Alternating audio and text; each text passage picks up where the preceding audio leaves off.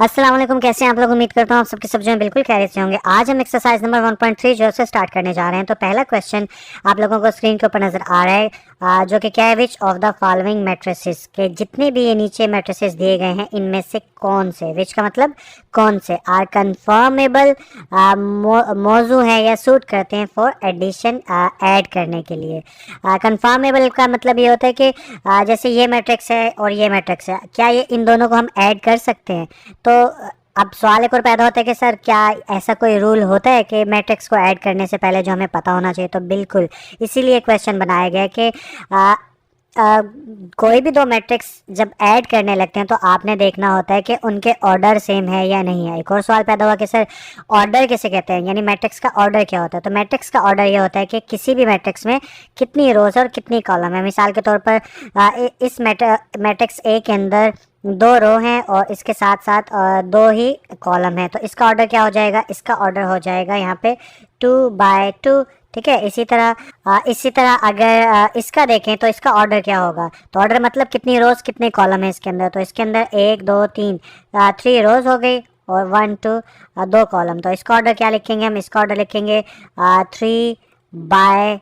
ठीक है, तो इस तरह जिन दो मैट्रिक्स को आप जमा करने जा रहे हो, आप ऐड करने जा रहे हो, तो आपने देखना ये है कि उनके ऑर्डर सेम हैं। अगर सेम है तो आप उनको ऐड कर लीजिए, अदरवाइज आप उसको ऐड नहीं कर सकते। ठीक है, तो अब क्वेश्चन करूंगा तो आपको अच्छे से समझ में आएगा। तो सबसे पहले हमें अब हमने इस सारे में से देखना है कि किन दो को ऐड कर सकते हैं। तो सबसे पहले सबके ऑर्डर लिख लेते हैं, उसके बाद देख लेते हैं जिनके ऑर्डर मैच होंगे तो वो हम लिख देंगे आंसर के अंदर। तो ए का ऑर्डर क्या है, 2/2। तो यहाँ पे मैंने लिखा हुआ है कि सोल्यूशन में यहाँ पे हम लिखेंगे ए का ऑर्डर हमारे पास है 2/, ठीक है, 2। इसी तरह बी का ऑर्डर क्या है, ऊपर देखें तो इसमें 2 रो हैं और 1 कॉलम है, तो नीचे लिखेंगे 2/1। ठीक है, 2/1। इसी तरह सी का कौन सा है, अगर सी का देखें तो इसमें 3 रोज और 2 कॉलम है, तो यहाँ पे लिखेंगे 3/3 रोज और 2 कॉलम। ठीक है, 3/2। तो यहाँ पे आ जाएगा 3/2। इसी तरह डी में देखेंगे तो डी में अच्छा, इससे घबराएगा मत।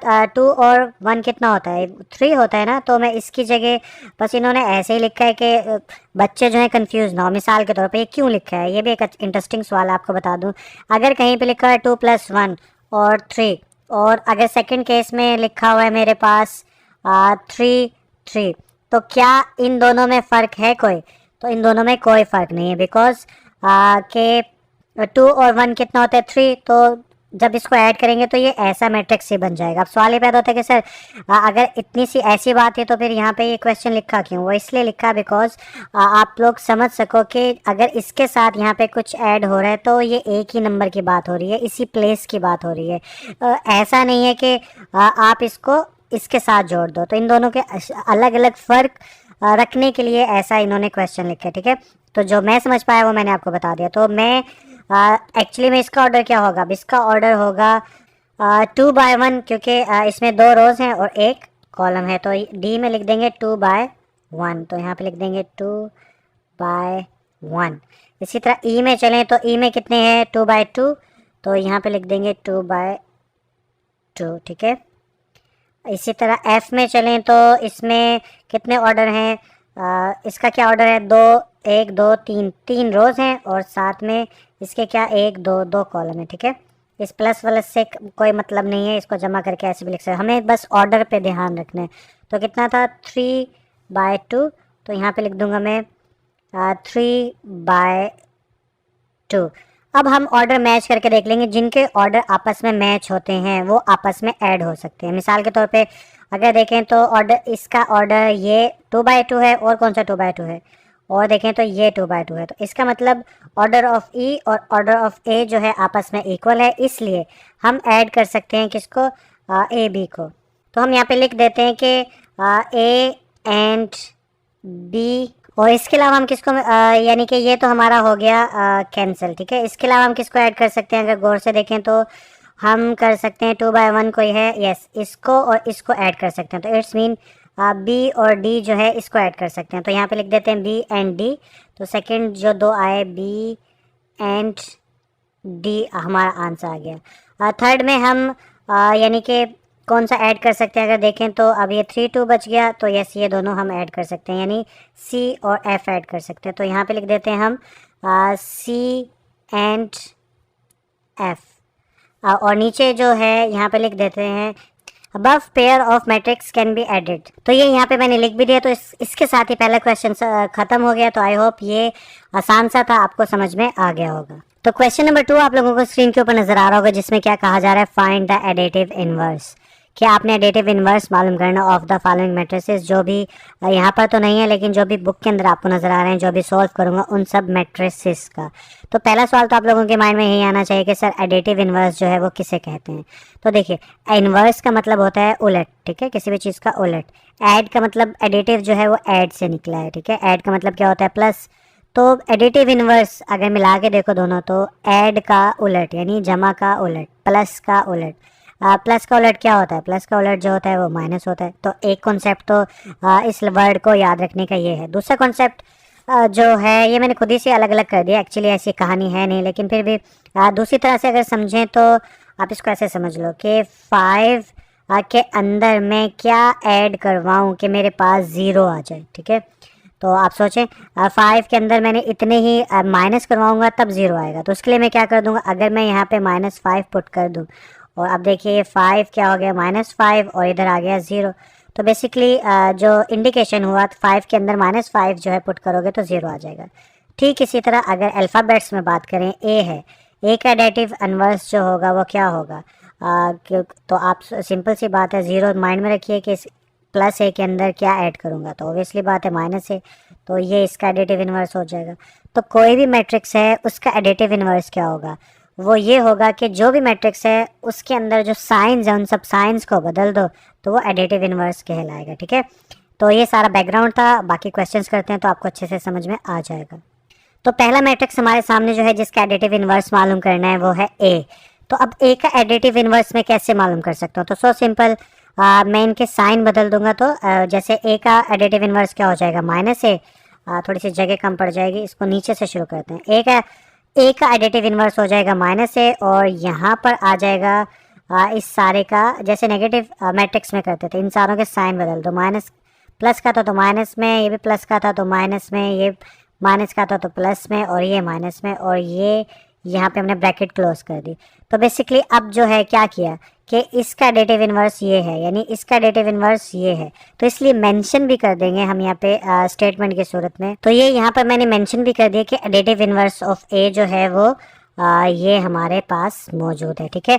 तो पहला क्वेश्चन आप लोगों को समझ में आ गया, बाकी जो है इसी तरह करते हैं 1 बाय 1। तो बी मैट्रिक्स हमारे सामने, इसका क्या करना है, इसका भी एडिटिव इनवर्स मालूम करना है। तो इसका क्या करेंगे, इसके भी साइंस बदल देंगे। तो यहाँ पे आ गया -b, और अंदर जो है ये सारे मैट्रिक्स के साइंस बदल दो, -1 -2 -3, 0 ना प्लस का होता है ना माइनस का, इसलिए ऐसे, और यहाँ पे 1, यहाँ पे 2, यहाँ पे 1, और यहाँ पे -3, और यहाँ पे -1, और यही हमारा आंसर होगा। और मैंने यहाँ स्टेटमेंट की सूरत में भी, आप लोग भी लिख दीजिएगा, स्टेटमेंट की सूरत में मेंशन कर दिया एडिटिव इनवर्स ऑफ बी। तो सी मैट्रिक्स नजर आ रहा है, इसका एडिटिव इनवर्स मालूम करना, तो क्या करेंगे, यहाँ पे लिख देंगे -c, और इधर जो अब क्योंकि एक साइड पे दूसरी साइड पे सारा माइनस में कर देंगे, तो ये माइनस में होगा, तो ये क्या हो जाएगा, प्लस का था तो माइनस में, और ये माइनस का था तो प्लस में, और ये ब्रैकेट क्लोज, और यहाँ पे हम मेंशन भी कर देंगे क्या, एडिटिव इनवर्स ऑफ सी। तो ये भी हो गए, सारे आसान से हैं, एक दो और भी कर देता हूँ। तो मैट्रिक्स एफ नजर आ रहा है, मैंने सोचा लास्ट कर लेते हैं, बाकी सारे तो आसान ही है, इसमें भी आसान ही है,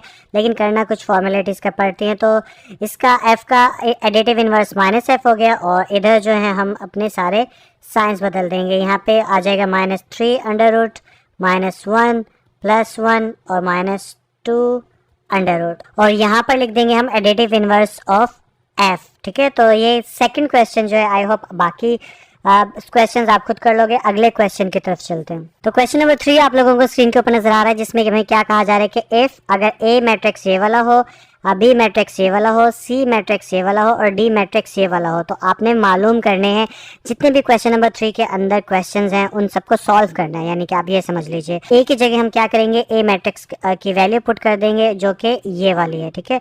तो ये है -1 2 और 2 1, तो हम इस जगह पुट कर देंगे इज इक्वल टू ए की जगह पुट कर देंगे -1 2 और 2 1 और उस ए की जगह हमने ए का मैट्रिक्स पुट कर दिया और इसके बाद ये प्लस का ये वाला साइन आ गया और इसके बाद जो है यहाँ पे लिखेंगे 1 1 1 1 और यहाँ पे ये क्लोज। इसके बाद चलेंगे तो यहाँ पे ये आ गया और -1। अच्छा, अब क्या करना होता है जब भी प्लस करते हैं किसी भी दो मैट्रिक्स को, तो इसको इसके साथ ऐड करेंगे, इसको इसके साथ ऐड करेंगे, इसको इसके साथ, इसको इसके साथ। तो कॉरस्पॉन्डिंग इसे मैथ में कहा जाता है, कॉरस्पॉन्डिंग एंट्रीज के हवाले से ऐड करेंगे कि जिस लोकेशन पे जो है उसको उसी लोकेशन वाली नंबर के साथ ऐड करेंगे। तो चलिए करते हैं। तो यहाँ पे हो जाएगा -1 +1 और इधर आ जाएगा 2 + 1 और इधर आ जाएगा 2 + 1 और इधर आ जाएगा 1 + 1। ठीक है, तो यानी कि इसको इसके साथ, इसको इसके साथ, इसको इसके साथ और इसको इसके साथ। तो आई होप अब तो अच्छे से समझ में आ गया होगा। आगे चलें तो अब ये मोर सिंप्लीफाई करेंगे तो यहाँ पे आ जाएगा -1 और +1 क्या हो जाएगा 0, 2 में 1 ऐड करो 3 और 2 और 1 3 और 1 और 1 2। तो ये हमारा जो है यानी आंसर कहलाएगा। तो क्वेश्चन नंबर 2 आप लोगों को स्क्रीन के ऊपर नजर आ रहा होगा। इसके अंदर अब हम बी का मैट्रिक्स इस्तेमाल करेंगे जो कि ये वाला है और ये क्या है 1 - 1। तो यहाँ पे अब हम बी की जगह पुट कर देंगे 1 - 1। ठीक है, ये बी की जगह मैट्रिक्स पुट कर दिया और इधर आ जाएगा -2 और ये 3 और इधर ये हो गया।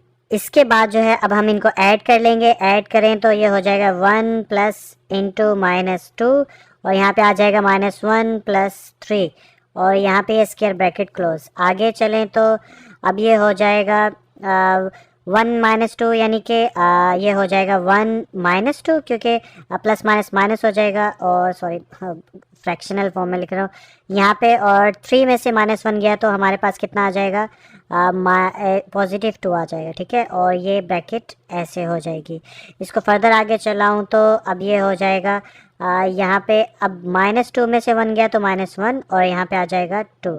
ठीक है, बहुत से स्टूडेंट्स को ये नहीं पता होता कि ये कैसे, जैसे -2 और +1 है। ठीक है, तो इसका मतलब ये है कि -1 और +1, तो ये इससे कैंसिल हो जाएगा तो ये बच गया। तो आई होप ये चीज़ें पीछे भी आप लोग करके आए होंगे। तो मैं डायरेक्ट करूँगा अगले क्वेश्चन से। ठीक है, तो ये सेकंड क्वेश्चन हो गया। थर्ड